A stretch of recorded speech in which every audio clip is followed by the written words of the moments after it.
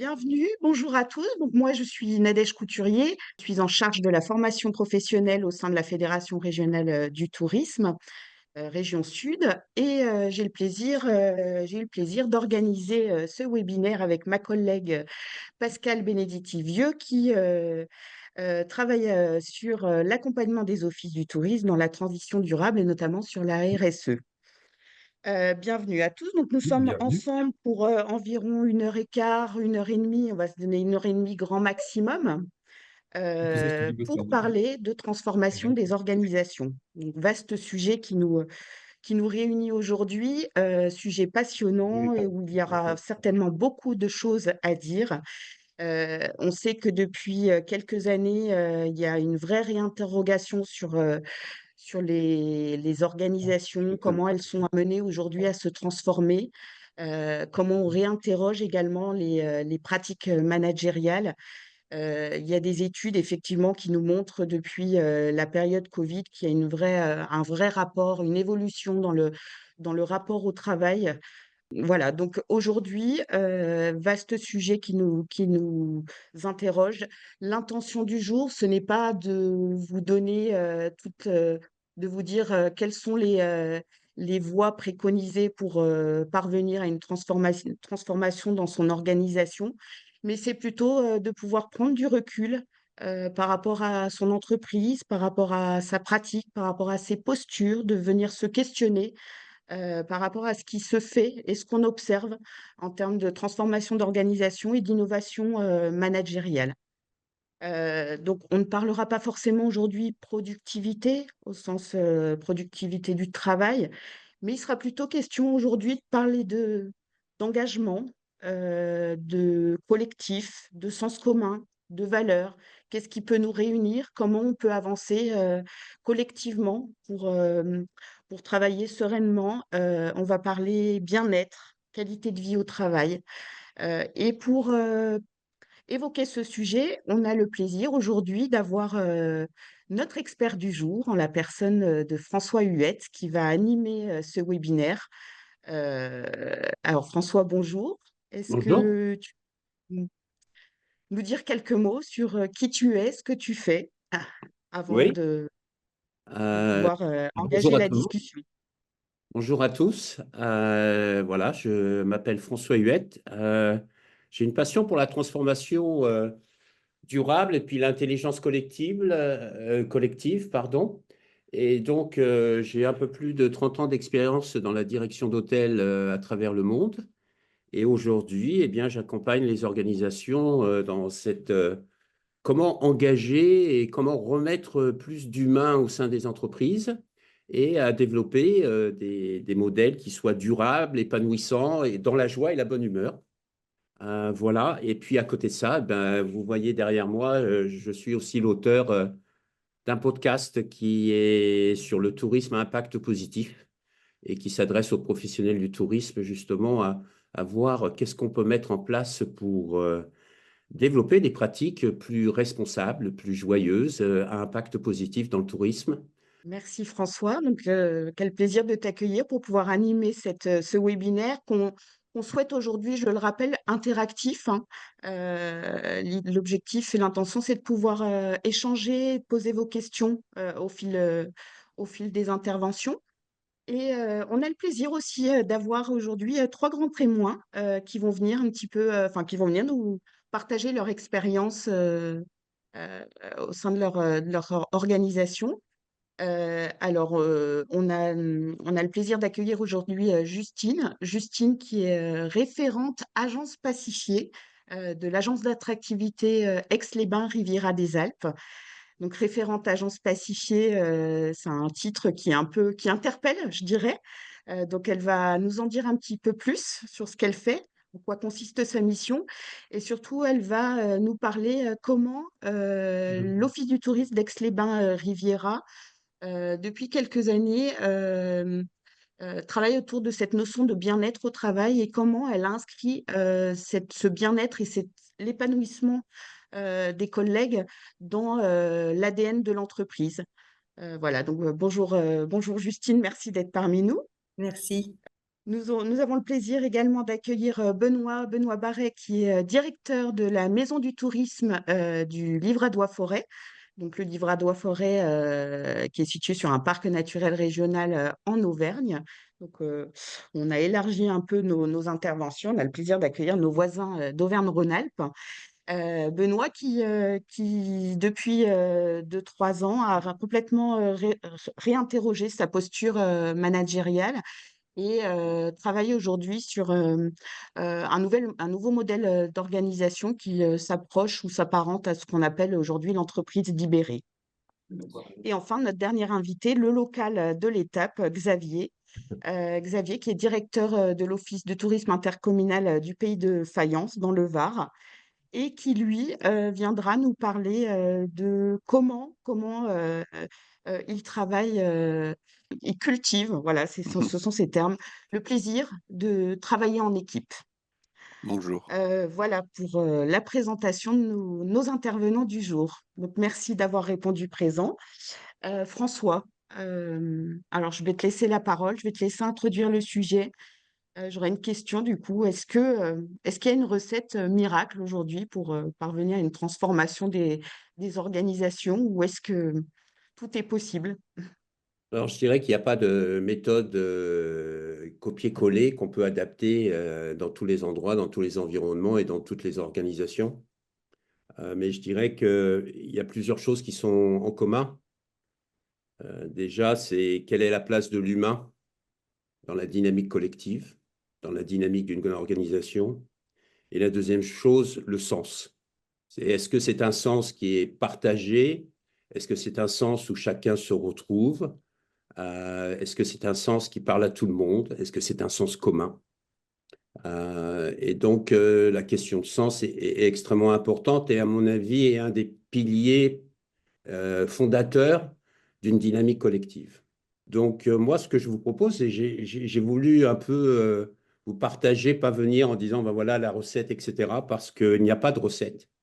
La recette, je pense que il faut toujours s'adapter à l'environnement et la culture de l'entreprise et du lieu dans lequel on se situe pour ensuite venir avec des méthodes qui s'adaptent, etc. Mais c'est aussi comme une paire de chaussures. Il existe plein de chaussures qui sont bien confortables, mais il faut trouver aussi la bonne paire pour soi. Et bien là, c'est pareil dans l'approche, c'est choisir une approche qui correspond à qui nous sommes, ce qui nous anime et ce qui nous correspond et ce qui va peut-être marcher ou pas avec nous. Et donc, il faut essayer. Je crois que dans une dynamique collective, la notion d'apprentissage est extrêmement importante. Et donc, il y a des outils, il y a une diversité d'outils qui existent, aussi bien en intelligence collective ou dans des types de gouvernance. Et c'est vraiment d'aller choisir par rapport à ses valeurs, à son éthique, ce qui nous interpelle et ce qui nous plaît et ce qui est aussi partagé par l'ensemble des collaborateurs. Alors, ce qu'il faut savoir en général, c'est quand même que quand on organise ce genre de démarche, ben, il y a plusieurs émotions qui sont liées avec ça. Déjà, il y a le dirigeant. Il va se poser des questions. Qu'est-ce que ça remet en question chez moi? Et quand je dis chez moi, c'est intérieurement, qui je suis. Et ça peut chahuter. Donc, il faut déjà avoir une démarche très, très ouverte et avoir travaillé sur soi en se posant des questions. Qu'est-ce qui est important pour moi? La deuxième chose, c'est aussi les collaborateurs. Les collaborateurs, eh bien, pour certains, ils vont être très ouverts parce qu'ils attendent ça avec impatience. Il y en a d'autres qui vont être extrêmement méfiants, qui vont se poser des questions. Est-ce que ça va remettre en question ma position dans l'entreprise, mon rôle dans l'entreprise? Et donc, c'est vraiment des questions qui sont importantes et qui montrent bien la diversité d'une entreprise à travers ces femmes et ces hommes qui font la richesse de cette entreprise. Parce qu'à la fin de la journée, quelle que soit l'organisation, quel que soit le produit qu'elle commercialise, la véritable richesse d'une entreprise, ce sont les femmes et les hommes de cette entreprise. Et c'est extrêmement important. Alors moi, ce que je vous propose, c'est, je vais vous emmener dans un petit voyage. J'ai voulu faire une petite présentation très brève, mais vous faire partir et vous partager plus des expériences que j'ai pu observer personnellement dans mon rôle de dirigeant, mais aussi avec un regard extérieur. Donc, ça va durer à peu près une dizaine de minutes. Et ensuite, parce que je pense qu'il est important d'avoir différents regards, on va pouvoir échanger avec Justine, avec Benoît, avec Xavier sur différentes approches. Et là, j'espère que on va pouvoir semer des graines pour vous, pour faire évoluer. Si vous êtes déjà engagé, prendre quelques petites pépites en disant, tiens, je vais essayer ceci, cela, et apprendre des uns et des autres. Je pense que c'est extrêmement important, c'est que je ne souhaite pas venir en tant que sachant, mais vraiment en tant qu'une personne qui apporte un regard. Et ce n'est qu'un regard. On peut être d'accord, on peut ne pas être d'accord, mais ce n'est pas ça le plus important. Le plus important, c'est d'imaginer dans ce regard, est-ce qu'il y a des choses qui m'interpellent et de voir un peu qu'est-ce que je peux prendre. Et c'est pareil avec ce que va nous proposer Justine, Benoît et Xavier. Je trouve que c'est extrêmement important de s'inspirer des autres, de renouer avec le dialogue. Aujourd'hui, on parle beaucoup de communication, mais il n'y a plus de dialogue. Et je crois que c'est important qu'on puisse renouer ça. Je vous montrerai quelques expériences personnelles où justement le dialogue a été au cœur de l'échec ou au cœur de la réussite. Et à la fin de la journée, on se rend compte qu'il ne manque pas grand-chose. C'est juste que ce n'est pas facile de réinstaurer le dialogue. Et quel type de dialogue? Donc voilà, je vous invite. Est-ce que je peux partager mon écran? Je t'en prie, normalement, tu as la possibilité. Ben voilà. Alors, Super, c'est parfait. je pense que j'aimais bien ce titre, Semer aujourd'hui, récolter demain, parce qu'il y a une notion de temporalité. Quel que soit le mode de management qu'on exerce, ce qu'on sème aujourd'hui, il y a des résultats demain, positifs ou négatifs. Et donc, c'est important d'en prendre compte, c'est que toutes nos actions ont des impacts. Et surtout ne pas l'oublier. Et puis aussi, on peut s'inspirer aussi du vivant. On voit très bien que nous vivons dans un pays avec 4 saisons et qu'il y a, là nous rentrons, nous sommes en automne, la végétation a décidé de se mettre en repos, de commencer tout doucement vers une hibernation pour ensuite, durant l'hiver, se reposer et au printemps, se régénérer, redonner vie à plein de belles choses, de jolies fleurs, de nouvelles odeurs, pour ensuite vivre l'été pleinement. Et je trouve que c'est important dans le management quand on parle de remettre l'humain au centre de l'entreprise, eh bien, on parle de vivant, on parle de saisonnalité, on parle d'émotion. Et il ne faut pas l'oublier, nous ne sommes pas des machines, nous sommes des gens qui venons avec nos émotions du jour. Euh, J'entends souvent le matin quand je fais des formations, les gens viennent, il y a un stress. Il y a un stress qui est lié par rapport aux embouteillages, il a fallu emmener les enfants à l'école, la soirée d'hier soir s'est pas bien passée ou quoi que ce soit. Et on ne peut pas imaginer que les gens, quand ils arrivent au boulot, ils se coupent en deux en disant, ben voilà, je mets tout ça de côté et puis ça ne va pas impacter ma journée. Non, nous sommes des êtres humains et que ce soit sur l'aspect professionnel ou personnel, nous sommes la même personne. Alors, j'avais envie de vous emmener, vu que vous êtes tous des offices de tourisme, je me suis dit, tiens, je vais vous emmener en Thaïlande. Je vais vous faire proposer un petit voyage. Vous voyez cette jolie photo, on l'avait nommée, à l'époque, j'étais dirigeant du Banyan Tree à Phuket. Et j'arrivais d'Indonésie, où j'avais dirigé des hôtels et on avait monté 6 destinations dînatoires éphémères qui avaient eu un succès incroyable. Et je me suis dit, je vais faire la même chose à Phuket, quoi.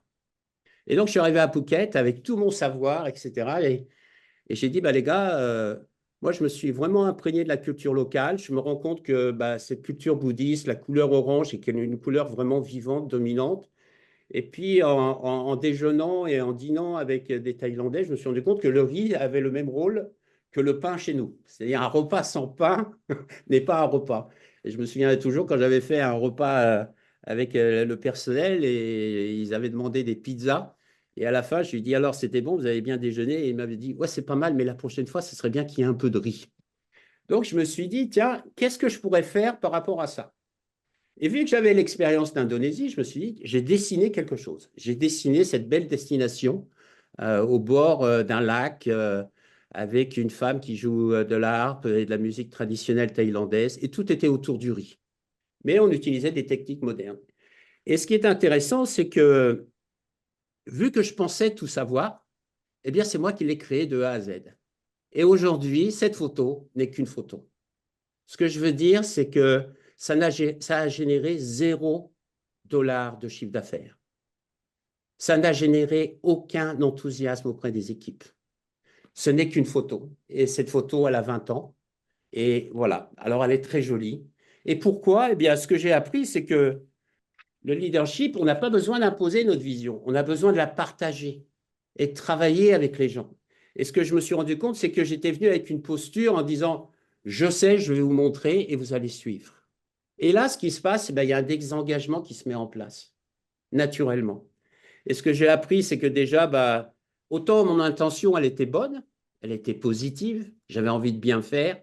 Et en plus, je m'imprégnais de la culture locale, donc je voulais faire plaisir à mes salariés en disant, bah voilà, on va mettre en avant votre culture. Bien, la façon dont je l'ai fait, ça n'a pas marché. Et donc, les conséquences, eh bien, c'est quoi? Ce que j'ai appris, bah, c'est déjà l'écoute est une véritable force et que chaque voix dans une équipe compte et que ce sont les femmes et les hommes qui vont faire la réussite de cette entreprise, quelle que soit la génération. Alors, on va avancer. Je voulais vous partager un petit point info quand même. Quand j'ai vu ça, j'ai trouvé ça plutôt intéressant. J'ai arrêté de partager. Non, excusez-moi, voilà. Ah, c'est bon. Euh, c'est le taux d'engagement dans les entreprises. Selon une étude de Gallup, il y aurait à peu près 7% des salariés en France qui seraient engagés dans leur entreprise.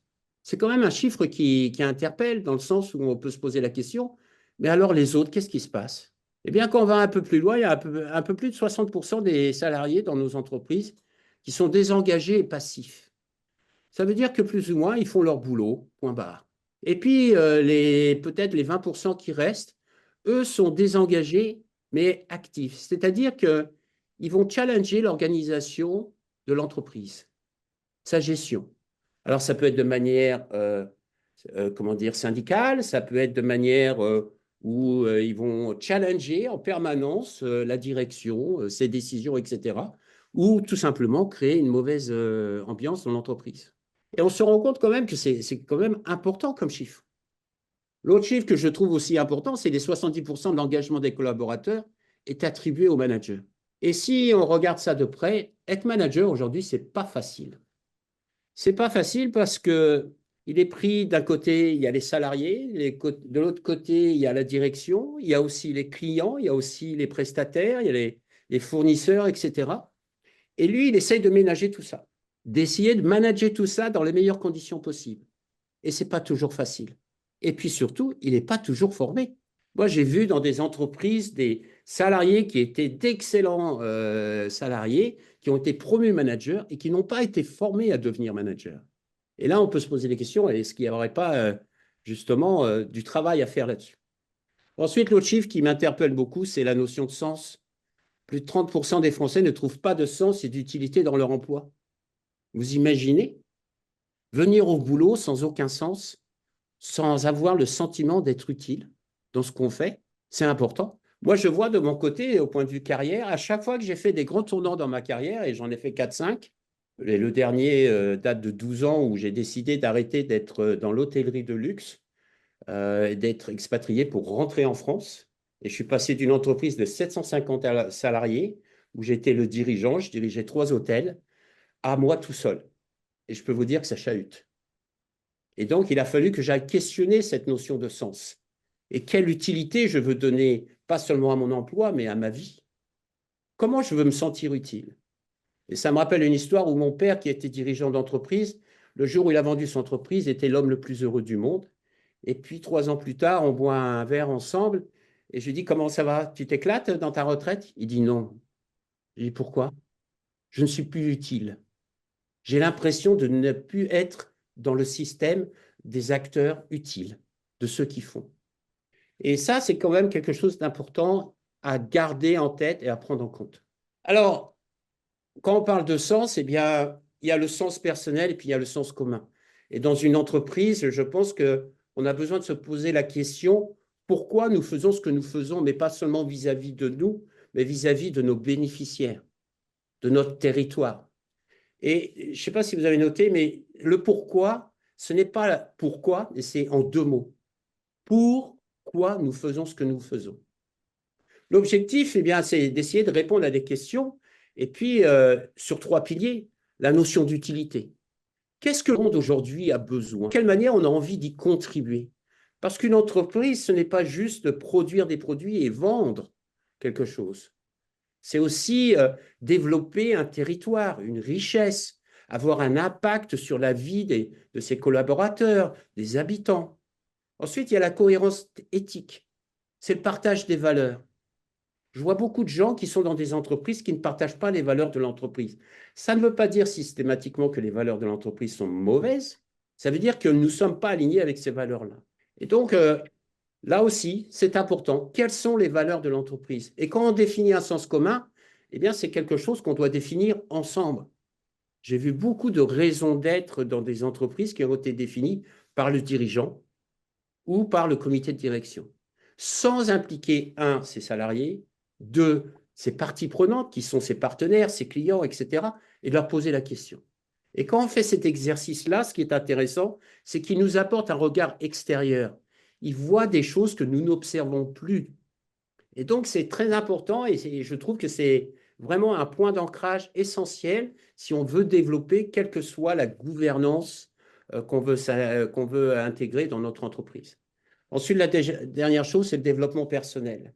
Quand je dis le développement personnel, c'est l'épanouissement de la personne, aussi bien professionnel que personnel. Il faut qu'il y ait un intérêt, c'est-à-dire que quand je vais travailler, je suis joyeux, je fais des choses, j'apprends des choses que je peux aussi intégrer dans mon quotidien. Je peux en être fier, il y a ce sentiment de fierté, d'appartenance qui sont extrêmement importantes et qu'on a besoin de développer.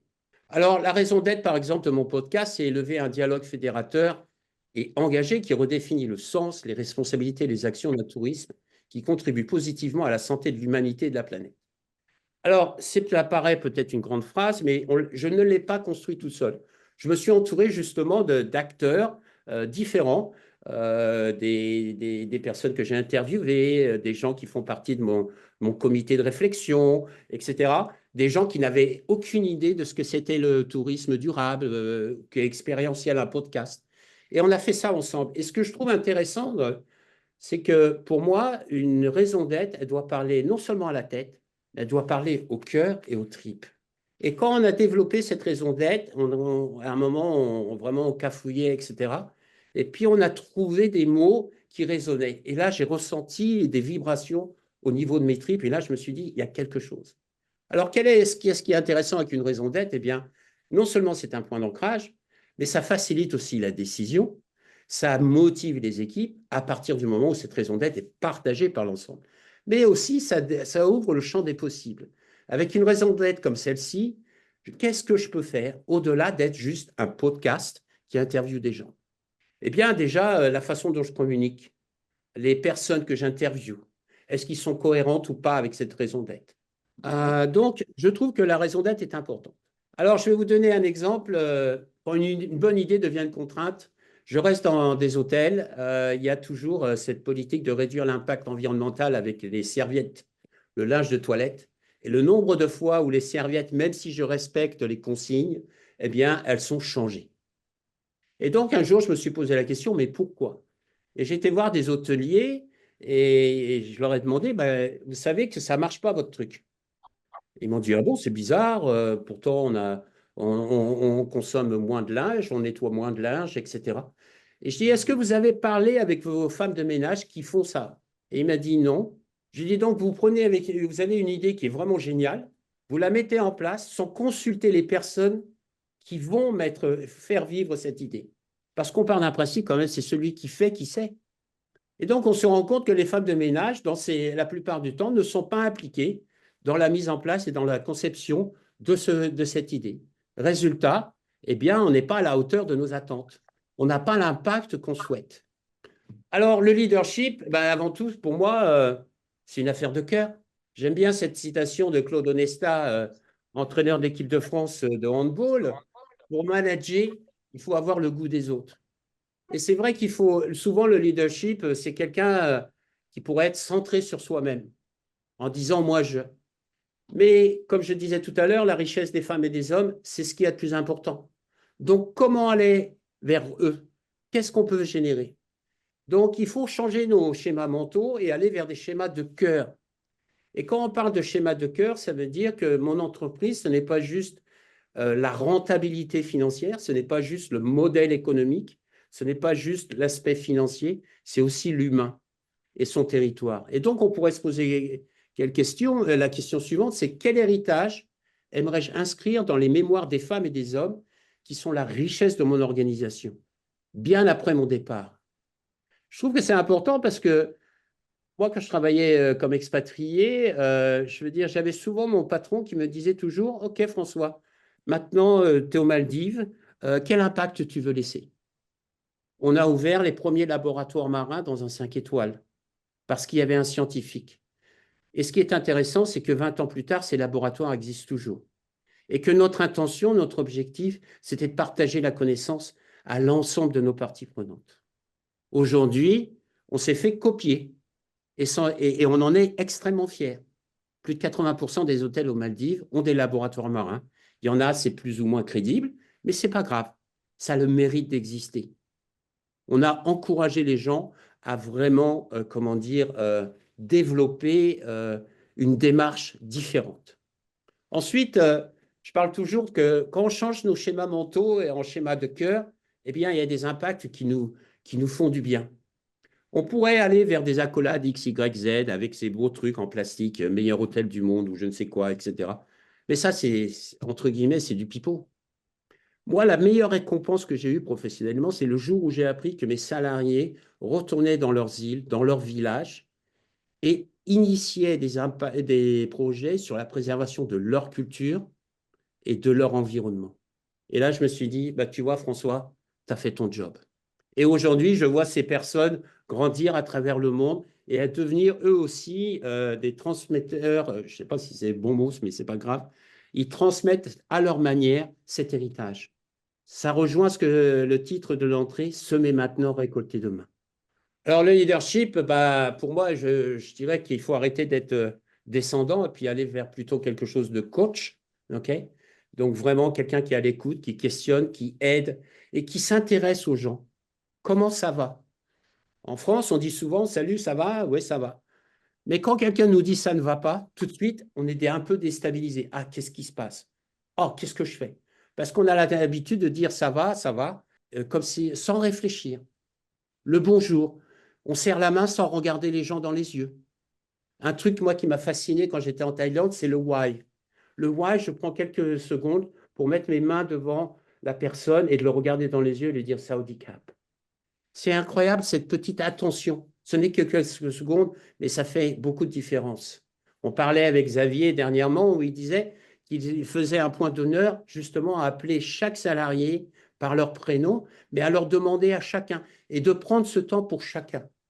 Ensuite, la dimension de facilitateur, c'est d'arrêter de dire bah, moi je sais, comme j'avais fait en Thaïlande, mais d'aller justement dire de favoriser la coopération, le partage.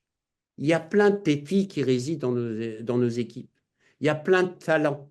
Il y a plein de personnes intelligentes, pertinentes, qui réfléchissent, mais qui n'ont pas toujours la capacité à pouvoir s'exprimer.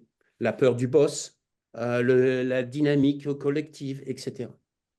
Et puis, bah, la dimension de leader, c'est vraiment celui qui inspire, qui transmet, qui donne envie à ses troupes. C'est vraiment quelqu'un qui fait rêver, ou s'il ne fait pas rêver, d'ailleurs, pourquoi pas? Ça fait du bien, à partir du moment où les rêves ne sont pas un peu barges, mais voilà, il faut faire rêver. Alors, je vais vous partager une histoire que je trouvais assez intéressante. Créer ensemble, c'est un véritable levier d'épanouissement. Et c'est dommage parce que des fois, on est obligé d'attendre d'être dans des périodes de crise. J'ai rencontré cette dirigeante qui, pendant le Covid, avait une agence de voyage et s'est retrouvée avec, évidemment, plus de chiffre d'affaires. Et elle avait l'intention, juste avant le Covid, de remettre à jour son site Internet. Plus de chiffre d'affaires, plus de financement. Et donc, elle fait une réunion avec ses salariés, elle leur explique, elle leur dit, ben voilà, voilà la situation, nous ne pourrons pas faire l'amélioration du site Internet. Et d'un seul coup, pour X raisons, il y a un des salariés qui dit, vous savez, madame, moi, en dehors du boulot, je crée des sites Internet pour des associations. Ah bon? Et comment tu fais? Et il explique son expertise, etc. Et puis, il y a un autre salarié qui dit, bah, moi, je prends beaucoup de photos quand je voyage, etc. Et d'un seul coup, les mains se sont levées et la chef d'entreprise, la dirigeante, s'est rendue compte des talents qui existaient dans son entreprise avec ses salariés. Et ensemble, pendant le Covid, avec zéro financement, ils ont pu mettre à jour et créer ce site Internet afin de permettre, une fois que les confinements étaient terminés, de l'entreprise de retrouver son activité et de réussir. Et c'est ça qui est intéressant, c'est qu'on pense toujours à nos salariés sur les compétences métiers. Mais au-delà des compétences métiers, il existe plein de compétences autour de nos salariés. Et c'est ça qui est génial. S'appuyer sur la force du collectif est un véritable levier de succès. Moi, je trouve que c'est absolument vibrant. Tout ce qu'on peut apprendre, tout ce qu'on peut retrouver, l'ouverture d'esprit. Et donc, ça, pour moi, c'est la chose la plus importante. Quand on parle de durabilité et quand on parle de durabilité dans le tourisme, on a tendance à focaliser sur l'environnement, sur le plastique, etc., qui est très bien. Mais la durabilité, c'est aussi sur l'aspect humain, sur l'aspect social. La durabilité, c'est aussi comment on développe un concept. Est-ce que c'est quelque chose d'éphémère ou est-ce que c'est quelque chose qu'on souhaite durer dans le temps? Si vous regardez les compagnons du Devoir et du Tour de France, ça date du Xe siècle, avec comme objectif de construire un temple à Jérusalem. Aujourd'hui, les valeurs qu'ils partagent, c'est vraiment du compagnonnage. C'est accompagner les gens, pas seulement dans les compétences métiers, mais sur le savoir-être, sur la solidarité, sur les talents de chacun. Et je trouve que ça, c'est très, très, très important. Et aujourd'hui, ben, on parle d'intelligence collective. Il y a des outils fantastiques, hein. Il y a le co-développement professionnel, il y a les chapeaux de Bono, il y a plein d'outils. Mais comment on les utilise, ça, c'est important. Donc, vraiment, s'appuyer sur la force du collectif est quelque chose d'essentiel pour moi. Donc, ça permet, bon, ça, je vais passer dessus, mais je voulais terminer, juste pour donner la parole aux autres, parce que c'est important, je voulais terminer avec ce dîner. Je vous ai parlé que j'avais fait ça en Indonésie. Ce dîner est le résultat d'une balade avec mon épouse sur la plage. Et ma femme m'a dit, écoute chérie, imagine si un jour on allait dîner tous les deux là. Le lendemain, je suis arrivé au travail et j'ai dit à mes équipes, j'ai dit, on peut mettre une table sur ce rocher? Oui. Et puis je suis arrivé, et je ne peux pas vous dire pourquoi, mais j'étais vraiment dans un état d'esprit d'intelligence collective où j'avais mis mon ego de côté. Et là, je leur dis, imaginez qu'est-ce qu'on pourrait faire. Et j'ai posé seulement des questions et eux sont venus avec les réponses. Résultat des courses, on a développé 6 destinations dînatoires en Indonésie il y a un peu plus de 20 ans. Elles existent toujours. C'était un hôtel qui était délabré, qui n'avait pas de moyens financiers. Nous étions à 1 heure de Singapour, qui a des hôtels fantastiques, etc. Et nous avons réussi non seulement à changer l'image et la perception de cet hôtel vis-à-vis de notre clientèle singapourienne, nous avons généré plus de 350 000 dollars de chiffre d'affaires dans la première année, parce qu'en partant de 2 couverts, eh bien, les gens ont voulu faire ça sous forme événementielle. Okay.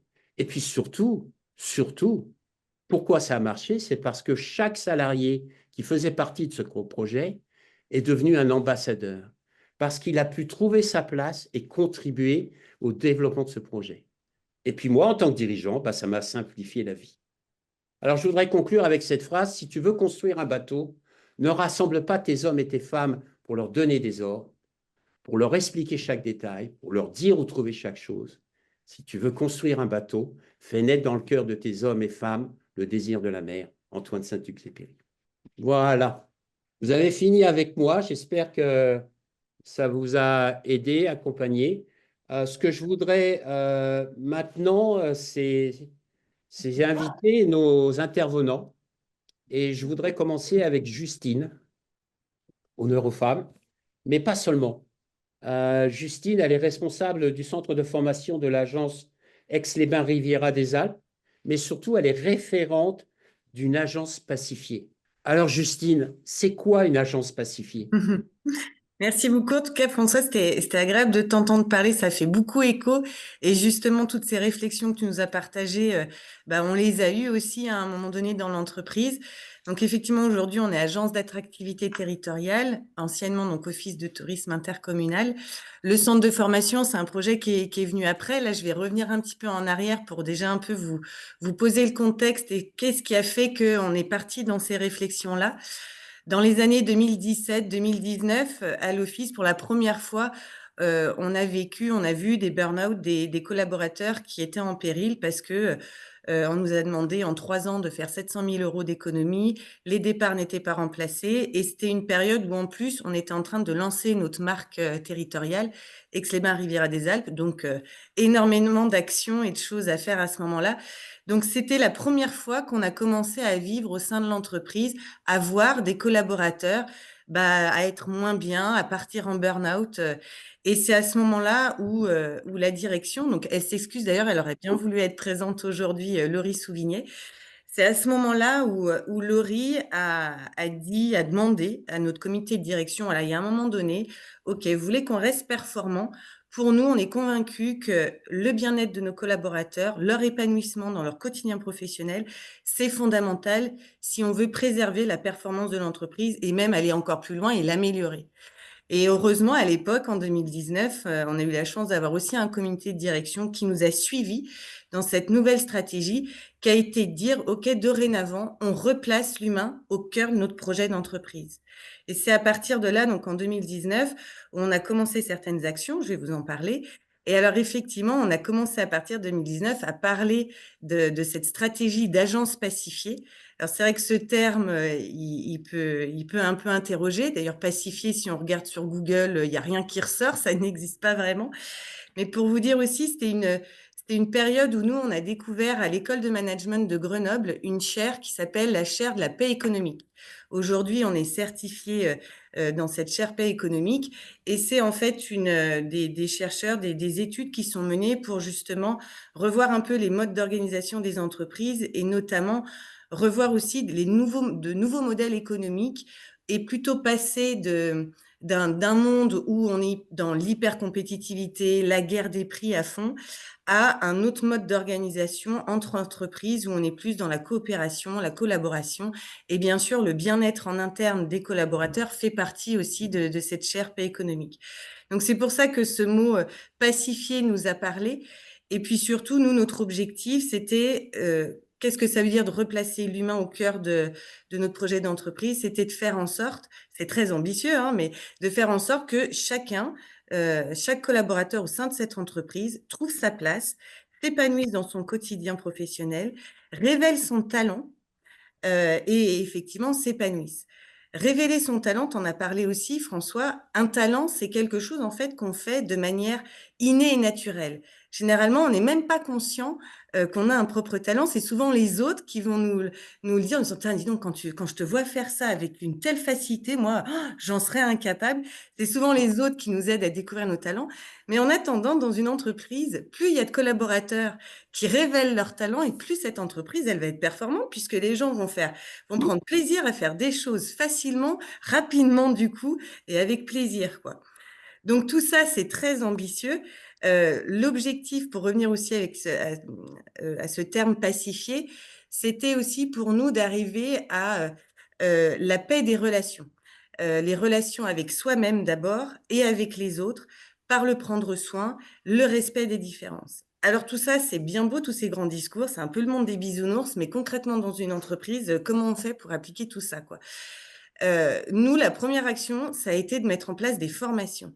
Et c'est vrai que souvent, dans certaines entreprises, on a pu voir que les formations étaient souvent réservées aux managers, aux leaders. Et nous, on a tout de suite pris le parti pris justement d'ouvrir ces formations à tout le monde. Et je pense qu'aujourd'hui, on voit peut-être la différence avec d'autres entreprises qui aujourd'hui disent, ah bah finalement, peut-être qu'on va faire pareil que vous, on va l'ouvrir à tout le monde parce que ça permet d'aller plus loin et surtout qu'il y ait cette même culture d'entreprise, ce même langage partagé par tous. Donc la première chose dans les formations, il n'y avait rien d'imposé, c'était ouvert à tous ceux qui le souhaitaient, mais ça a été déjà de proposer des formations en développement personnel. Tu as parlé aussi de développement personnel. Je pense que la priorité aussi, c'est que chacun apprenne à quel est mon talent, comment je fonctionne, où sont mes limites, où sont mes forces. C'est la première chose, oui, qui était pour nous importante à faire. Et puis surtout aussi, c'est vrai qu'à partir du moment où, depuis 2019, à partir du moment où une entreprise se dit être dans le bien-être communique comme ça auprès de ses collaborateurs, on replace l'humain au cœur de l'entreprise, bah, vous êtes aussi un peu attendu au tournant. Et là où il faut être vigilant, c'est de rappeler aussi aux collaborateurs, attention, l'entreprise, l'agence n'est pas responsable de votre bien-être. Ça, c'est hyper important de rappeler chacun est responsable de son bien-être.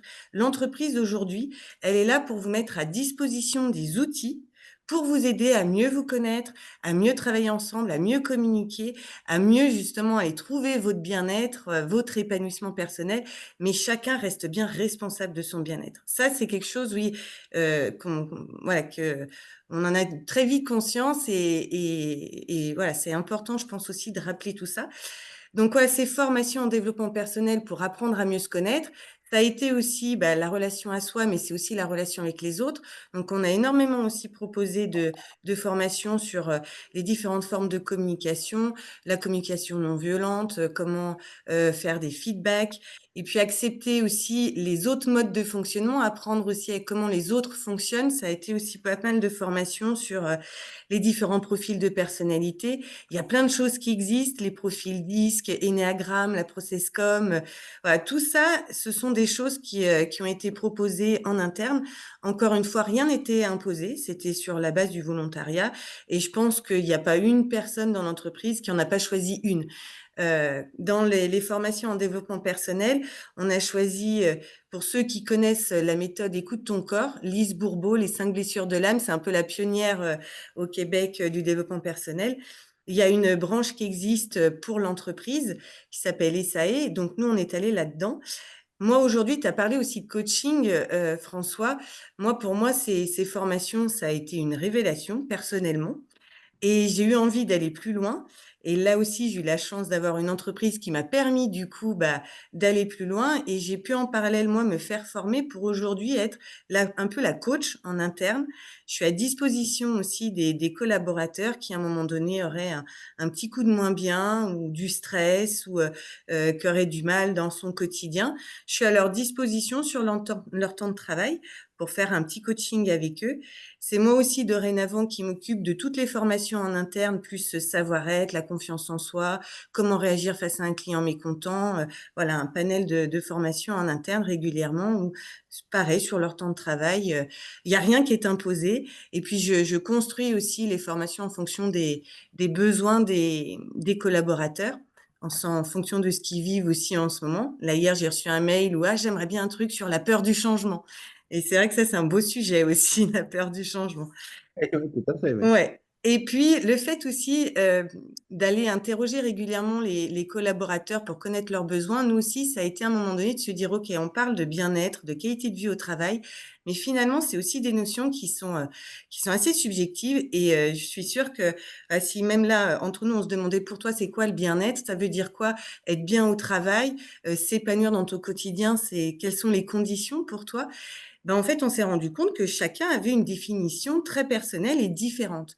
Donc nous, à partir de ce constat-là, on s'est dit: «Mais on va interroger déjà nos collaborateurs pour leur demander, bah, pour toi, c'est quoi le bien-être? Qu'est-ce qui va faire que tu vas te sentir bien dans ton quotidien pro?»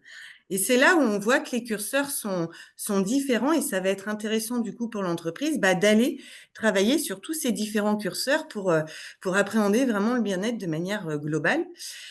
La première chose qui est ressortie et ça fait beaucoup écho aussi sur la marque employeur et le recrutement parce que c'est quelque chose aussi qui revient beaucoup dans pourquoi j'ai choisi telle ou telle entreprise, c'est l'équilibre vie pro, vie perso et tu l'as dit aussi depuis le covid encore plus, et c'est d'avoir une entreprise qui permet une certaine flexibilité, notamment aussi dans l'organisation. Donc nous, aujourd'hui, on a un accord d'entreprise sur l'annualisation des heures qui permettent, bah, chaque collaborateur de s'organiser comme il veut dans son temps de travail. Ces 35 heures, il peut les faire en 4 jours, en 5 jours. Il peut venir entre 8 heures et 10 heures le matin, partir entre 16 heures et 18 heures, prendre qu'1 heure pour déjeuner s'il le souhaite. C'est de la libre organisation et ça, pour beaucoup, ça joue aussi beaucoup pour leur bien-être. On a aussi mis en place le télétravail. Alors c'est vrai que le covid nous l'a imposé, mais depuis, on l'a toujours maintenu. Nous, la règle qu'on s'est fixée, là, pareil, on a une charte de télétravail. Donc après, c'est à chaque entreprise aussi de la modeler comme elle le souhaite. Nous, on a demandé, c'était important pour nous de garder aussi le lien entre nous, parce que le bien-être, c'est aussi le lien. Et on sait qu'avec le télétravail, parfois, le bien-être peut se perdre pour certains. Donc pour nous, c'était important de garantir 3 jours en entreprise. Donc, s'il y a des semaines où il y a des déplacements en extérieur ou des congés ou des formations, bah ça vient en déduction des jours de télétravail. Parce que nous, ce qui était important, c'était vraiment de garder à minima ces 3 jours en présentiel pour garder le lien entre nous. Et puis ensuite, si on revient sur les définitions du bien-être, tu en as beaucoup parlé aussi, François. Il y a aussi cette histoire d'avoir du sens, quoi. Pourquoi je me lève le matin et est-ce que je suis utile dans mon quotidien? Parce que moi, je ressens, j'ai besoin de me sentir utile pour être épanouie au travail.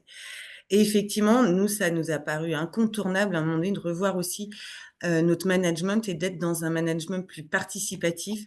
Tu as parlé d'intelligence collective. Tout ça, c'est pareil. Nous, c'est passé par de la formation à un moment donné, hein. On s'est fait suivre et accompagner pour qu'est-ce que c'est l'intelligence collective. Tu as cité ces outils, chapeau de Bono.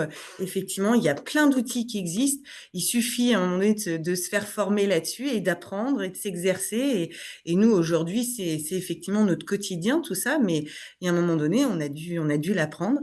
Et effectivement, tout ça, bah, ça permet à chaque collaborateur de se sentir aussi plus impliqué. Donc, cette intelligence collective, cette co-construction, on l'a vécu notamment, bah, tu en as parlé aussi, quand on a réfléchi à quelle est la raison d'être de notre entreprise, quelles sont nos valeurs. C'est clair que c'est trop dommage que ce soit juste la direction qui réfléchisse à ça dans son coin. C'est presque inutile parce que le but du jeu derrière, c'est de pouvoir incarner tout ça. Et si les gens ne le construisent pas ensemble, ça n'a pour moi aucun sens. Si jamais je pourrais vous la montrer, notre carte qu'on a faite justement sur notre raison d'être, à quoi on sert, nous contribuons à quoi, qu'est-ce que nous portons, à quoi nous servons, qui nous sommes. Et ça, c'est quelque chose, ouais, on a eu justement notre séminaire la semaine dernière d'entreprise. Bah, Laurie, notre directrice, elle a à nouveau réaffirmé, repartagé ces valeurs et cette raison d'être qu'on a construite ensemble pour continuer de la faire vivre, l'apprendre aussi au nouveau. Cette participation aussi collective, elle a joué aussi dans le recrutement. On a revu aussi, on a beaucoup travaillé notre expérience collaborateur et notamment la partie recrutement. Et aujourd'hui, nous, les recrutements, ce sont les équipes qui choisissent en fait la personne qu'on va recruter. On garde, pour vous en dire juste un mot rapide, les trois candidats que l'on va retenir. On leur propose une immersion au sein de l'équipe et c'est l'équipe qui va choisir parmi ces 3 personnes la personne avec laquelle elle va travailler dans son quotidien. Donc, c'est un exemple aussi d'idées qu'on a eues pour mieux impliquer tous les collaborateurs aussi dans les choix parfois aussi stratégiques ou de recrutement de l'entreprise. J'ai une question pour toi, Justine. Oui, parce que là, j'enchaîne, je peux pas Ouais, m'entendre. Dis-moi, François. J'aimerais savoir, toi qui es dans cette entreprise, quel impact tu as observé pour tes collègues de travail et pour toi, justement, d'avoir une telle démarche? Qu'est-ce que tu as ressenti et de quelle manière ça t'a impacté? Alors, pour moi, ce serait très compliqué de partir de cette entreprise et de me retrouver dans une entreprise où je vais être dans un management très directif, où on m'impose des choses, on ne me demande pas de mon avis. Voilà. Aujourd'hui, je pourrais vraiment pas revenir en arrière. Ce qui a changé pour moi déjà, c'est grâce à l'entreprise aujourd'hui, j'ai pu découvrir là où était mon talent, ce qui me faisait vibrer dans la vie, mine de rien. C'est grâce à mon entreprise. Le fait aussi, j'aime beaucoup la liberté et cette libre organisation. Je pourrais pas revenir en arrière non plus. Et puis, tu l'as dit aussi, c'est d'être dans l'humain, c'est-à-dire à l'écoute, qu'il y ait de la bienveillance, qu'il y ait pas de jugement. Après, je dis pas, on reste tous des humains et forcément, chez nous aussi, il y a du stress, il y a des problèmes, il y a des problèmes de communication. Mais l'intérêt, c'est d'avoir presque tous le même langage et de pouvoir se dire les choses, que c'est pas toujours facile pour tous les profils non plus. Mais voilà, c'est ça que ça a changé pour moi. Et effectivement, ce serait difficile de revenir en arrière. Je pense que je pense aussi que de manière générale, pour les collaborateurs, je le vois au moment du recrutement, quand je vois qu'il y a des jeunes qui arrivent, qui nous disent, bah voilà, j'ai été prise dans une boîte à Paris pour un super salaire, parce qu'il faut dire que nous, voilà, on reste une entreprise aussi publique. Les salaires sont loin d'être mirobolants. Et pour nous, c'est notre gros point noir. Les salaires, ça a été même le thème de notre séminaire, parce qu'on le sait, aujourd'hui, encore cette année, il n'y a pas d'augmentation, les budgets sont hyper serrés et les salaires sont problématiques. Mais à côté de ça, voilà, on travaille tellement aussi sur ce bien-être, sur ce qu'on appelle le salaire aussi émotionnel. Bah, aujourd'hui, on est super fiers de voir que là, la commerciale pour le centre de formation qu'on a recruté, elle était prise dans une boîte à Paris pour un salaire supérieur à ce qu'on lui proposait. Bah, elle a quand même préféré venir chez nous avec un salaire moindre parce qu'elle nous a dit, j'ai senti la culture de l'entreprise, les valeurs que vous portiez, la manière dont votre manière de travailler ensemble, ça m'a plu, ça m'a parlé, ça a plus de sens pour moi. Et aujourd'hui, d'entendre ça, on s'en félicite, quoi. Voilà. Super, super, c'est génial. Merci beaucoup, Justine, pour ce témoignage. Et maintenant, je sais ce que ça veut dire, une agence pacifiée, et c'est très inspirant. Merci, François. Directeur de la Maison du tourisme du Livradois Forez, et toi, tu as engagé une démarche vers l'entreprise libérée pour ton organisation. Et je voulais savoir quel avait été le point de départ par rapport à ça. Qu'est-ce qui t'a motivé à entamer cette démarche? Alors, peut-être un premier point, comme Justine, d'histoire, justement, parce que pour comprendre pourquoi on a fait ça, donc nous, on est un office de tourisme intercommunautaire. J'imagine que parmi vous, il y en a pas mal d'autres. Ça a été une belle épreuve d'arriver à fusionner, je ne sais même plus le nombre, mais au départ, il y avait, je crois, 10-12 offices de tourisme qui étaient partants dans l'aventure. Et puis, avec l'arrivée de la loi NOTRe, il y a eu les fusions des intercos au milieu. Donc, on a vécu entre 2005, qui était la naissance de la Maison du Tourisme, avec un premier projet de fusion, on va dire. On a vécu entre 2005 et 2009, tous les ans, changement de périmètre, parce qu'on s'agrandissait tous les ans, changement donc de moyens financiers, de personnel, de statut juridique. Enfin bon. Donc j'ai passé 4 ans à changer les règles du jeu. Donc depuis 2019, on était à peu près, on a été structuré. Donc là, c'était définitif. On avait notre périmètre d'intervention, nos nombres d'agents, nos moyens financiers, donc c'était à peu près carré. Et puis, je me suis dit, c'est pas mal notre truc là, mais avec tous ces changements, on voit bien qu'on n'est pas encore carré, et il faudrait que ça serait pas mal d'arriver à trouver une formule où on stabilise, parce qu'on a vécu quand même beaucoup de changements. Donc, je me suis dit, ce serait pas mal de faire appel à un coach, parce que bon, le territoire est grand, hein, on est plus de 130 communes, on a 25 salariés, une petite dizaine de bureaux d'information touristique, tous, je vais dire, incompétents sur les questions de management, parce que moi, j'étais chargé de mission tourisme au parc naturel régional. Il y avait quelques directeurs d'office qui géraient 3-4 personnes. Donc, quand on se retrouve à 25, voire 35 l'été, voilà, on n'est plus dans la même configuration. Donc, on s'est fait accompagner par un coach. Et le coach nous a, pas pour moi, pour l'équipe, hein, où l'idée c'était de faire vraiment une photographie, comment fonctionne l'équipe, qu'est-ce qui marche bien, qu'est-ce qui marche pas, qu'est-ce qu'ils aiment bien, qu'est-ce qu'ils n'aiment pas, où sont nos marges de progression. Et moi, j'étais très sur la partie organisationnelle, parce que c'était le truc, voilà, je suis un peu comme ça, le truc très organisationnel. Et avec le travail qu'on a fait avec le coach, on a quand même pas mal bossé sur les questions plus managériales. Et elle a mis le doigt sur plein de petites choses dont je n'avais pas forcément conscience. Et elle m'a fait énormément progresser, je pense, sur plein de sujets, et de faire changer un peu ma posture de façon assez élégante, et parce que ça a été dit, ça chahute. Enfin, ceux qui ont vécu ça, je pense que pourront aussi le témoigner. Ça chahute je dis souvent de mettre le loup dans la bergerie, parce qu'on met quelqu'un qui vient examiner de fond en comble tout ce qui se passe dans la boutique, hein. Donc, et forcément, tout n'est pas forcément beau à voir. On n'est pas fier de tout ce qui s'y passe. Mais c'était vraiment, voilà, c'était vraiment, vraiment passionnant.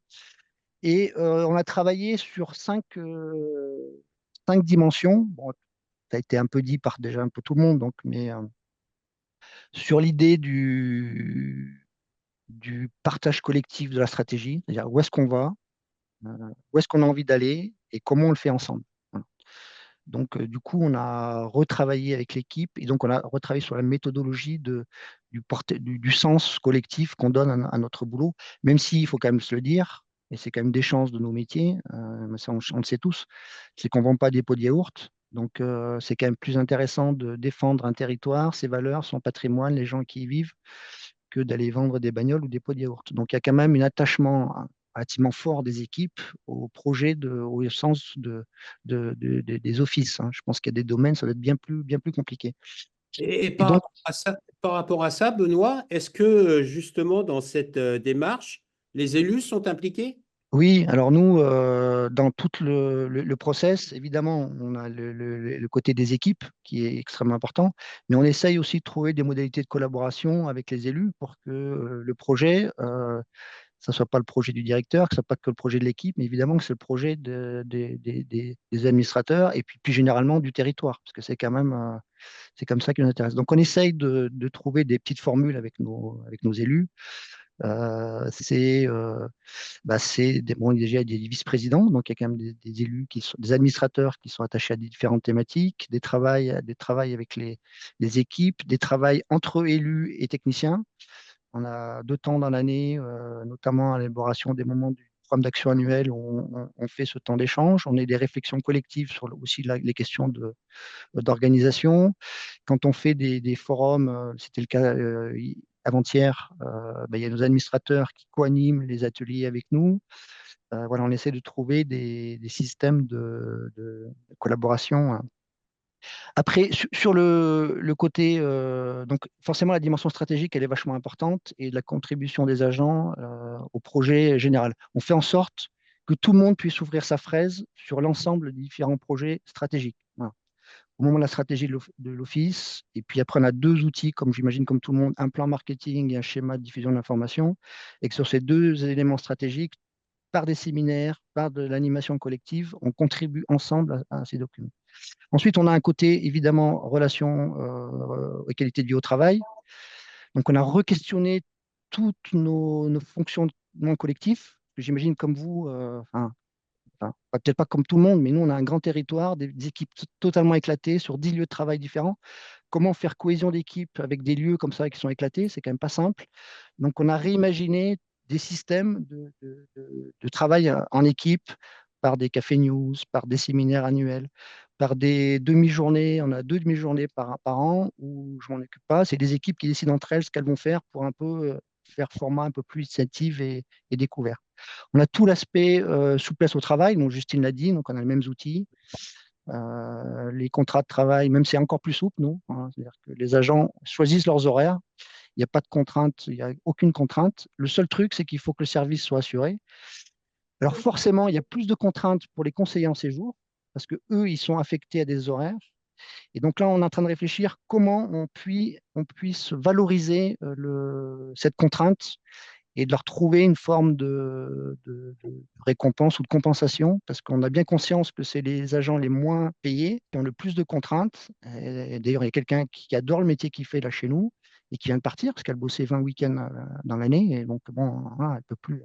Donc ça, c'est une piste de réflexion. Et ils travaillent où ils veulent. Il y a le télétravail 2 jours par semaine. On peut le changer assez rapidement. Enfin, vraiment essayer de donner la plus grande souplesse possible aux agents pour, comme l'a dit Justine, concilier la vie familiale et la vie. On a fait un gros travail sur le côté managérial parce que ça a été dit, voilà, les managers, c'est pas simple de se retrouver entre le casque et l'enclume là. Donc on a fait un gros travail d'accompagnement. On n'était pas très, moi je suis pas du tout formé aux questions de management, hein. Je suis vraiment un novice total et je dois avoir 2 jours à mon cursus de formation management. Donc on a fait du travail avec le coach sur ces questions-là pendant 2, 3 ans. Il nous a accompagnés, hein, en plus du travail de diagnostic. Elle nous a aidé à faire un plan d'action et nous a accompagnés après pendant 2 ans pour mettre en place ce plan d'action pour que les salariés soient le plus autonomes possible. On a redéfini les modalités on appelle ça un peu des contrats d'objectifs. C'est-à-dire que ce n'est pas nous qui définissons le programme d'action des agents, c'est les agents chaque année qui, avec leur manager, font des préconisations élaborer leur planning de l'année. On a retravaillé sur les organigrammes, on a retravaillé sur les questions de relations hiérarchiques, relations fonctionnelles. C'est vrai que c'est pas simple dans les offices. Les agents, ils ont un métier de conseiller en séjour, mais ils font pas ça que toute l'année. En tout cas, chez nous, ils font pas que ça. Donc, ils ont d'autres missions qui dépendent d'autres responsables de service. Donc, comment on fait quand les agents ont cette double des attentes de deux services différents avec deux managers différents? Donc, on a essayé de trouver des systèmes d'organisation. On a beaucoup bossé sur les questions de formation, comme Justine, sur les questions de stress, sur comment travailler ensemble, sur comment monter des projets. On est chef de projet d'un dossier et puis on a un responsable qui est dessus et puis on va devoir impliquer des agents qui sont dans d'autres services avec d'autres responsables. Comment on fait pour libérer un peu les énergies et qu'il n'y ait pas trop de hiérarchie qui se mette en place, mais que quand je demande quelque chose à un collègue qui dépend de quelqu'un d'autre, eh ben, ils se sentent quand même impliqués et qu'ils puissent avancer dans le boulot pour que ça soit fait collectivement. Donc ça, c'est des choses pas simples. Voilà un peu l'environnement de l'organisation. Je suis un peu gêné d'en parler parce qu'on est vraiment on va dire dans un démarrage. Voilà, Mhm. on Mais démarre. Benoît, j'ai une question. Quel impact ça a sur les équipes d'engager une telle démarche et sur toi?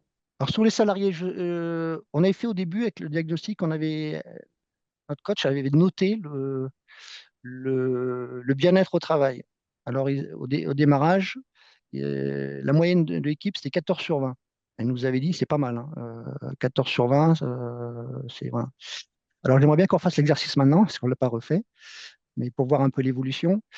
On voit bien, enfin, il faut pas se le. Il y a, on nous dit généralement, dans les équipes, il y a un tiers qui a fond les ballons, il y a un tiers qui est voilà, dans le ventre mou, puis un tiers qui est un peu. Donc, on est toujours un peu dans ces configurations-là. Mais on a vu, franchement, on voit le changement.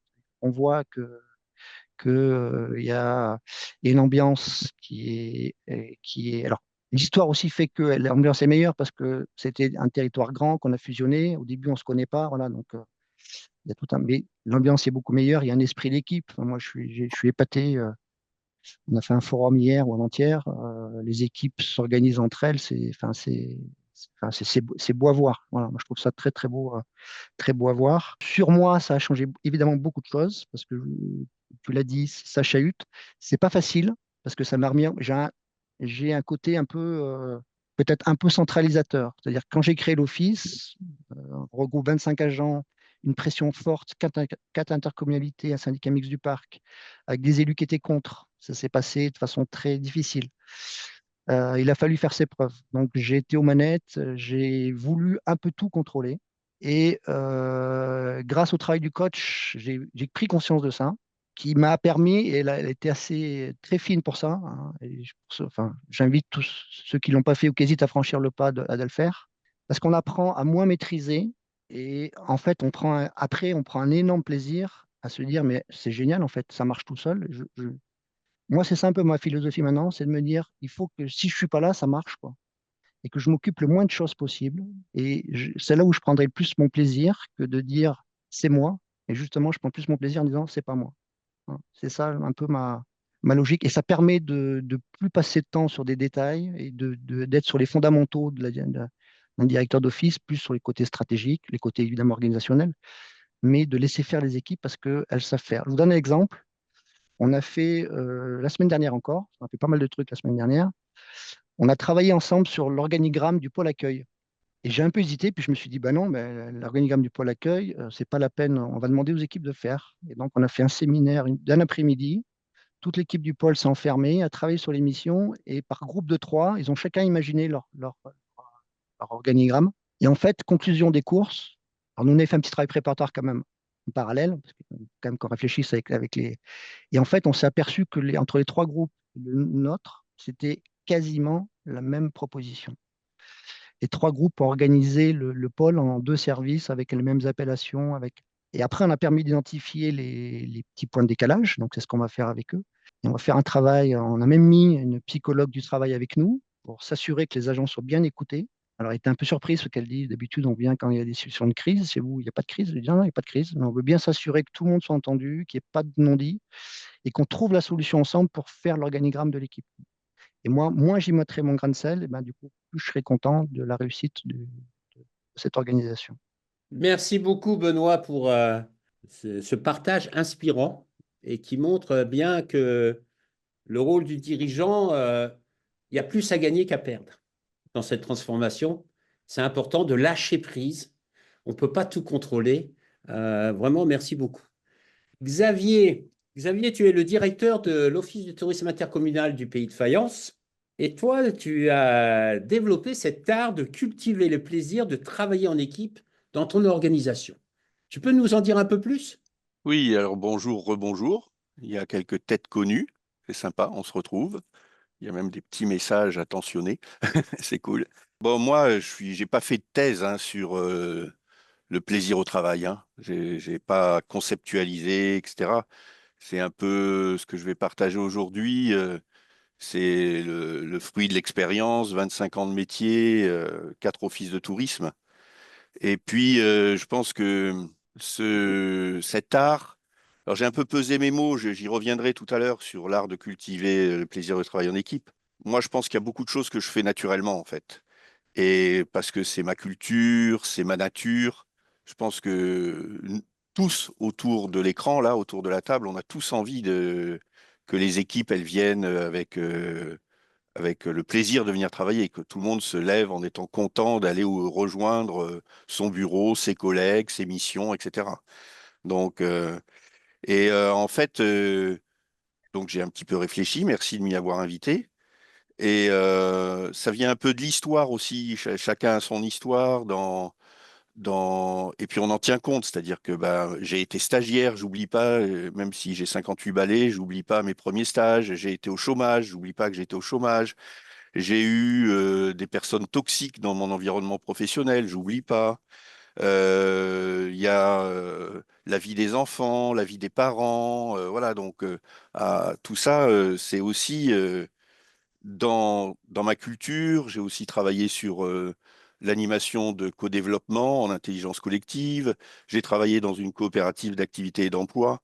Donc voilà, c'est ce qui m'a un peu fait que l'humain et les qualités de relations humaines, c'est super important pour moi et que j'essaye d'y veiller et que ça me motive.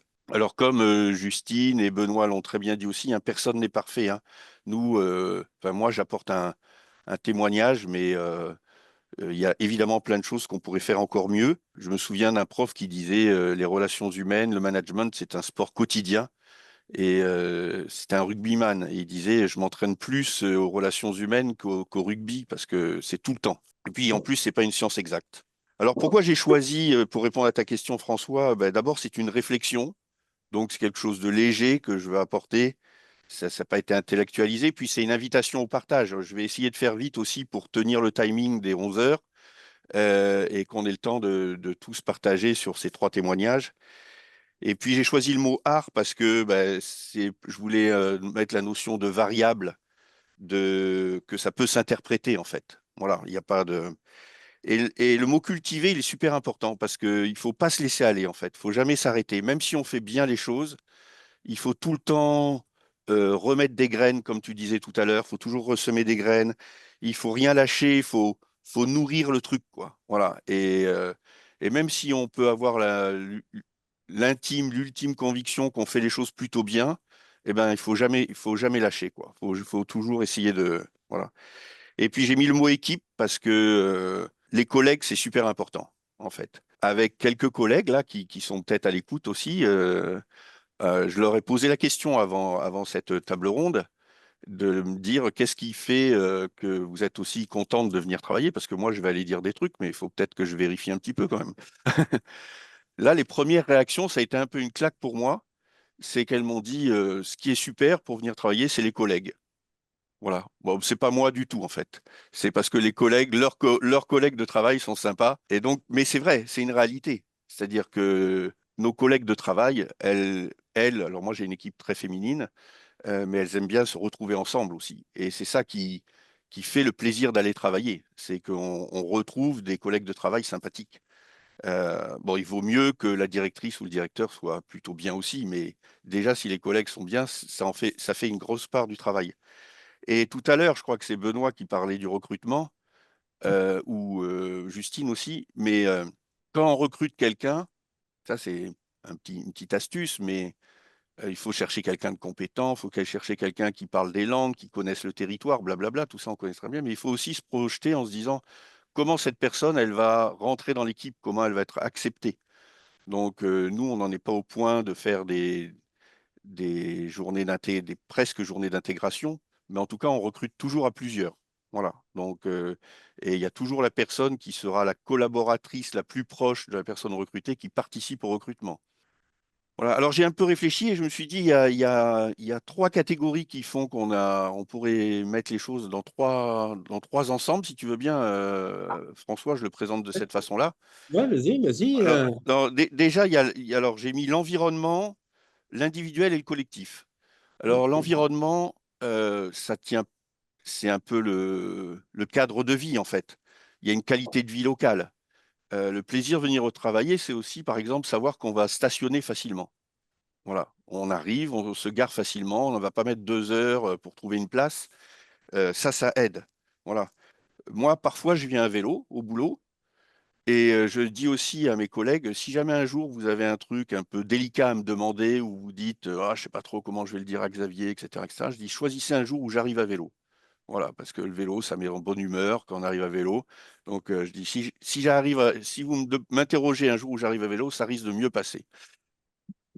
Voilà. Après, l'environnement du travail, c'est ben, les bureaux, les locaux, le confort, des rideaux, des tapis. Nous, on a même une cheminée. On a de la chance, hein. Donc, c'est mettre de la décoration au mur. Et puis, c'est la stabilité de l'entreprise. On a parlé de ça tout à l'heure. C'est Justine qui a dit au début, il a fallu réduire les effectifs, les budgets, etc. J'ai aussi vécu ça dans d'autres offices. Ben, c'est vrai que la sérénité de se dire, il y a un budget, mon entreprise, elle est pérenne, mon poste, il est pérenne, on est sur des missions qui durent. Ça, c'est important. Et puis, il y a la confiance des élus. Voilà, savoir que les élus nous font confiance, que les choses vont pas être remises en question d'une année sur l'autre. Ça, c'est pour l'environnement et c'est important.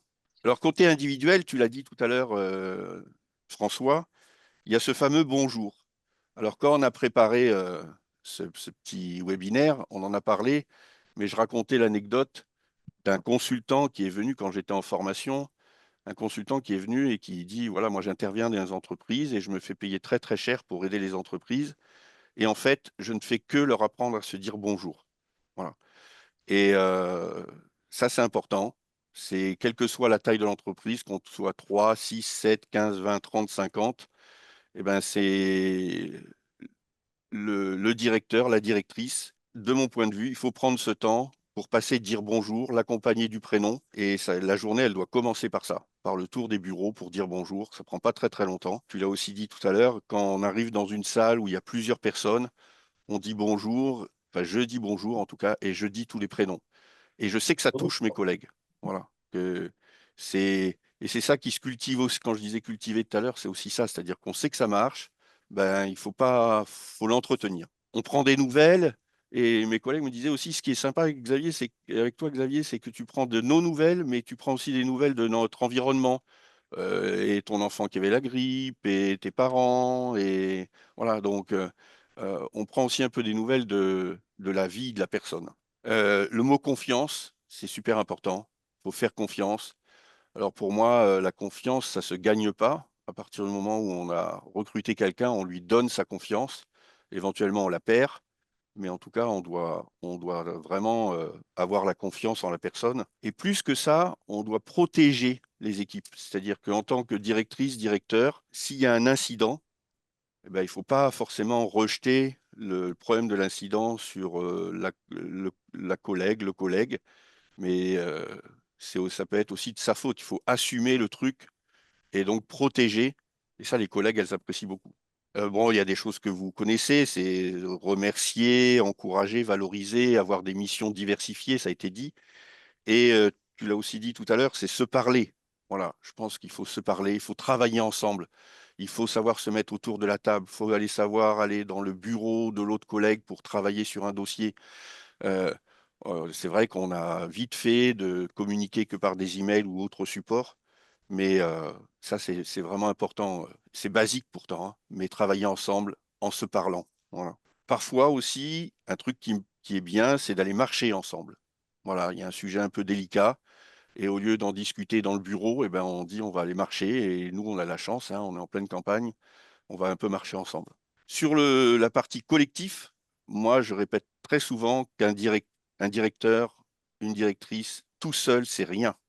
Moi, tout seul, dans l'entreprise, je ne suis rien. Je peux rien faire. J'ai pas, je ne, je ne mets rien en place. On a besoin de nos équipes. Voilà. Et on a parlé d'organigramme. Alors nous, le nôtre, le directeur est entouré de personnes. C'est absolument pas pyramidal. Notre organigramme, c'est je suis entouré de mes collègues de façon très circulaire. J'ai aussi une porte ouverte. J'ai un agenda partagé, c'est-à-dire que tout le monde sait tout le temps où je suis et avec qui je suis. Si je veux pas le dire, eh ben, je l'écris pas sur l'agenda. Mais sinon, euh, à 99,9% de mon temps, tout le monde peut savoir où je suis, ce que je fais, etc. Ça, c'est vraiment aussi basé sur ma culture de la coopération, de l'intelligence collective. Les choses qui font que ça marche, c'est aussi on a des petits rituels. Enfin, je pense. Peut-être que c'est pas vrai, mais moi, je pense que les petits rituels, ça aide. Toutes nos réunions d'équipe, elles commencent par comment vas-tu, mais dans le tour de table, en même temps qu'on va se donner des nouvelles sur les dossiers, partager des informations. C'est comment vas-tu? C'est dans le développement personnel, on appelle ça un peu la météo. Mais voilà, chacun peut dire si aujourd'hui, ben, je suis pas bien dans les baskets, je suis malade, je suis préoccupé, j'ai pas, je suis arrivé difficilement. Dans les petits rituels, on a aussi les remerciements partagés. Par exemple, si je reçois un mail ou si ma collègue reçoit un mail pour dire c'était sympa cette animation, on a été très bien accueillis, blablabla, enfin vous avez tous ça, et ben ça c'est systématiquement partagé à toute l'équipe. Voilà, on refait suivre le mail, remerciement partagé. Dans les petites choses aussi, donc on est 16 dans l'équipe, je suis le seul homme. Et très souvent, moi quand je parle, je dis nous sommes toutes. Voilà, je fais le féminin l'emporte largement. Et donc, je dis très souvent, nous sommes toutes. Voilà, ça surprend un peu. Les gens pensent que j'ai fait une faute d'accord. Et en comité de direction ou lors de présentation, eh ben, ça marque aussi les esprits. Et pour les collègues, surtout, c'est une prise en considération de cette équipe féminine. Je voudrais ajouter quelque chose dans le collectif. J'ai eu la chance que tu m'as invité à la présentation du rapport d'activité Mmh. annuel. Ouais. Et je trouvais que dans le collectif, ça correspondait pas mal. C'est-à-dire qu'au lieu de faire une présentation avec les chiffres où tout le monde s'endort et personne n'écoute, entre guillemets, eh bien, toi, tu as imprimé un document, mais surtout, la présentation, tu l'as fait sous forme théâtrale. Et je pense que, Mmh. est-ce que ça permet à faciliter cette cohésion d'équipe? Je pense. En tout cas, j'y tiens. Alors, parfois, c'est théâtral. Une fois, ça a été, on a tourné un film, etc. Mais ça va aussi avec la notion de créativité. C'est-à-dire que je pense que il faut des temps comme ça de créativité où on va un peu œuvrer ensemble, dans le sens œuvre. On va œuvrer ensemble. Mais il Et y a aussi la notion de joie, non? pardon? Il y a aussi la notion de joie. Oui, d'amusement, s'amuser à travailler. De toute façon, rechercher le plaisir, donner du plaisir à venir travailler, c'est aussi s'amuser. Alors bon, ça tient à de nombreux facteurs, mais il faut chercher à s'amuser à travailler. Voilà, ça a aussi été dit, mais c'est partager des temps de repas, des sorties terrain, des séminaires, des temps de réflexion. Voilà, moi par exemple, alors ça c'est très personnel, mais j'invite toute mon équipe et j'ai invité toutes mes équipes sur mes deniers une fois par an au restaurant. Voilà, parce que le directeur, il est rien tout seul. J'ai un salaire qui est supérieur à celui de mes collègues. Et une fois par an, j'invite mes collègues au restaurant. Là, il y a beaucoup de directeurs qui vont dire, Xavier, c'est pas une bonne idée. Voilà. Mais je le fais en tout cas. Voilà. Et, Et on s'amuse aussi à saisir l'inattendu dans l'équipe, c'est-à-dire que bah, c'est sûr qu'on est tous sur, on a nos missions, etc. Mais s'il y a des opportunités, on essaye de les prendre. Et les collègues sont invités à être force de proposition aussi. Voilà, on a parlé des séminaires, etc. Ça a été dit par certains collègues. Et, super, merci et beaucoup. je voudrais juste dire un mot de plus, et c'est très court. Pour conclure, mon intervention, c'est que, en fait, le plaisir de travailler de l'équipe, ça rejoint immédiatement le plaisir de travailler du directeur ou de la directrice. C'est-à-dire que d'abord, ça facilite. Moi, ça facilite mes journées. Savoir que mes collègues viennent contentes au travail, le premier bénéficiaire, c'est moi. Merci beaucoup, Xavier. Alors, je remercie tous les intervenants parce que vraiment, vous avez montré la diversité des approches. Et ça, c'est génial. Et que bah, chacune d'entre elles, à votre manière, elle nourrit un collectif, elle fait avancer les choses. Ce que je veux inviter maintenant, les personnes qui participent à cette conférence, eh bien, si vous avez des questions à poser, allez-y. La parole est à vous. Ne soyez pas timide. Bon, moi, je veux Est-ce bien prendre que, la parole, si c'est possible. Oui?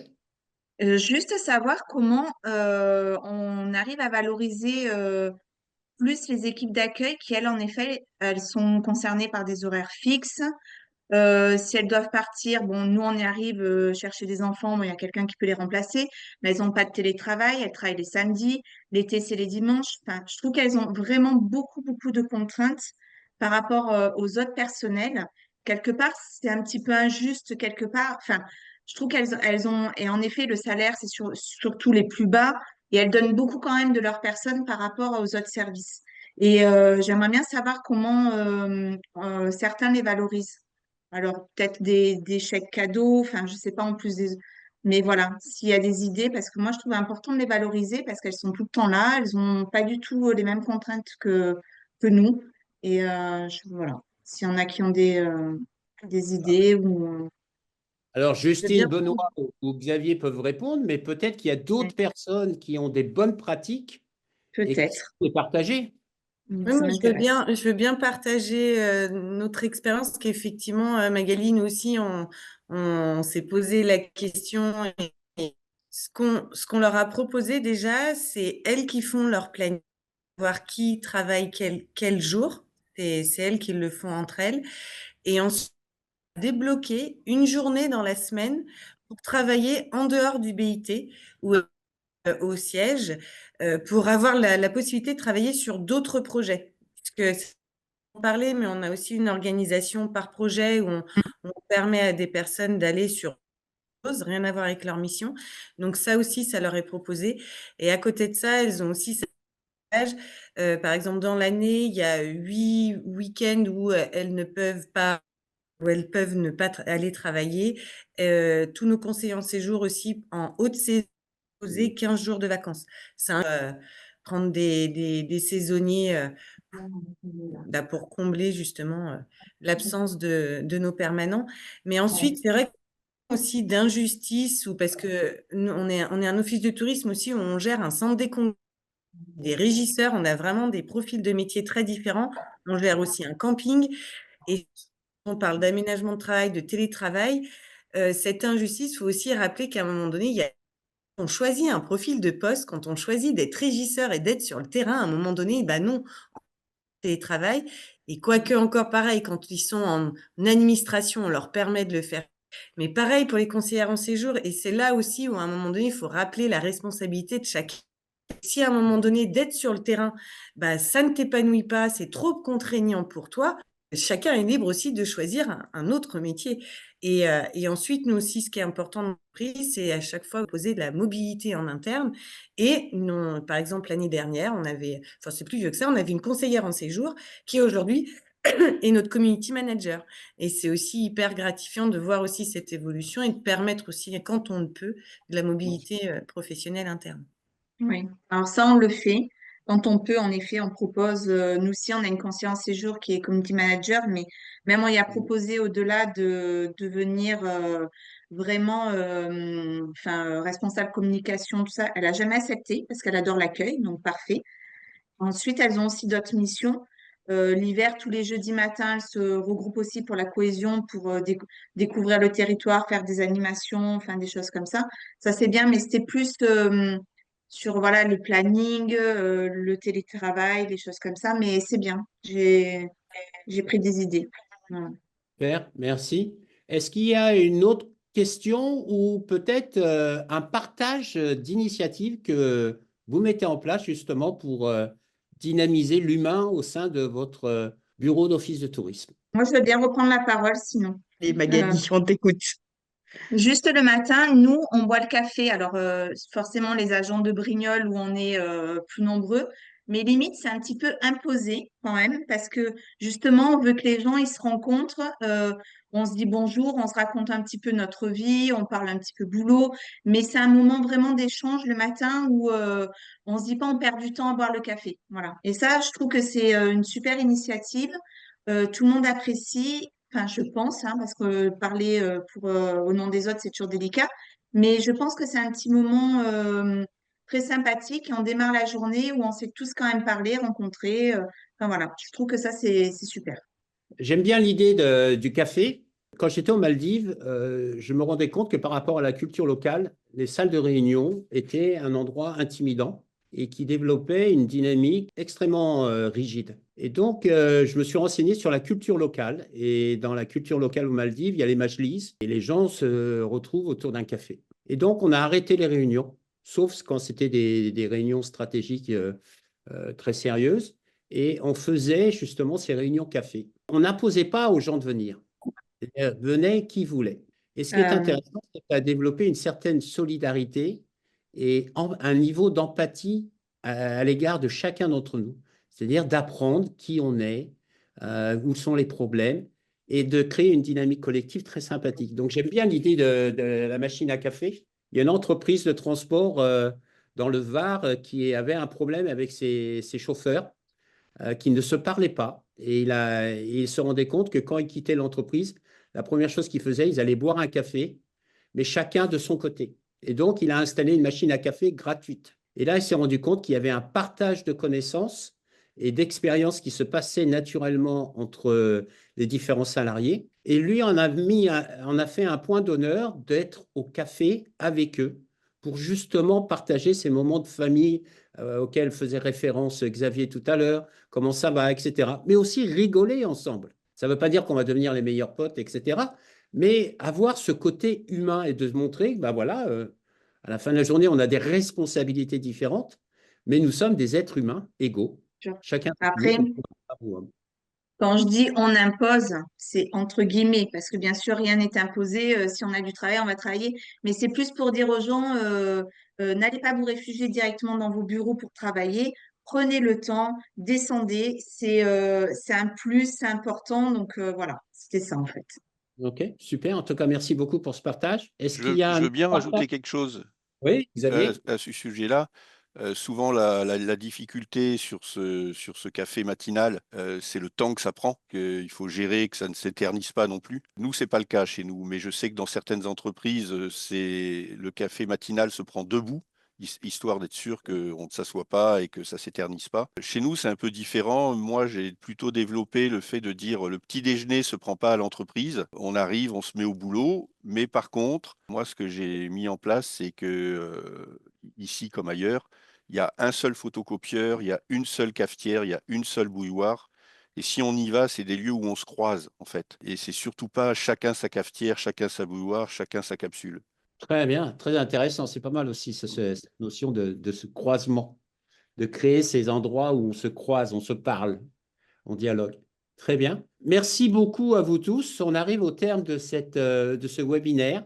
Merci beaucoup, Justine, Benoît et Xavier, d'avoir partagé vos expériences, vos approches, votre regard. Merci, Nadège, Pascal et Aline, d'avoir organisé ce webinaire. Et puis, bah, je vous souhaite une très belle journée. Et n'oubliez pas, l'humain, l'humain, l'humain. Bonne journée. Merci François. Merci, au Bonsoir. revoir. Merci, bonne Merci journée. François, merci à tous. Merci. Merci. Bonne journée.